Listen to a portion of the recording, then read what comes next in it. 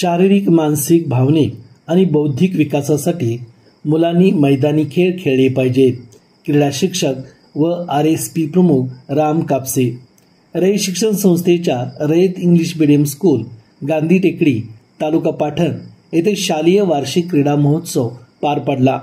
यावेळी बोलताना कर्मवीर भाऊराव पाटील विद्यालय ढेबेवाडी येथील क्रीडा विभाग प्रमुख व RSP प्रमुख राम कापसे सर म्हणाले, दीर्घ व आनंदी जीवन जगण्यासाठी मुलांनी आतापासूनच मानसिक, शारीरिक व भावनिक दृष्ट्या कणखर असले पाहिजे.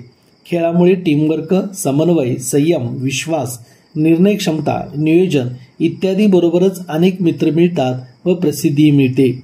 खेळामुळे उत्तम करिअर होतेच, पण त्याचबरोबर आपल्या गावाचे, राज्याचे, देशाचे नाव मोठे करण्याची संधी आपल्याला मिळत असते. मात्र आजची पिढी आळस, प्रदूषण, सोशल मीडिया, व्यसनाधीनता यामुळे शारीरिक व मानसिकदृष्ट्या कमजोर झाली आहे. आपले व्यक्तिमत्व उंचावण्यासाठी मैदानावरील खेळ, ग्रंथवाचन, संस्कारक्षम विचारांची जोपासना आपण केली पाहिजे. या प्रसंगी कार्यक्रमाचे अध्यक्ष जयवंतराव पाटील यांनी मुलांना प्रबोधन केले.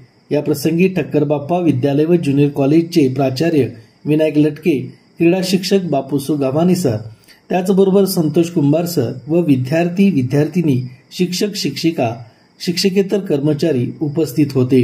कार्यक्रमाचे प्रास्ताविक प्राचार्य सौ वनिता कदम यांनी केले, तर सूत्रसंचालन सौ पाटणकर व्ही यांनी केले, तर आभार गरुड AN सर यांनी मानले.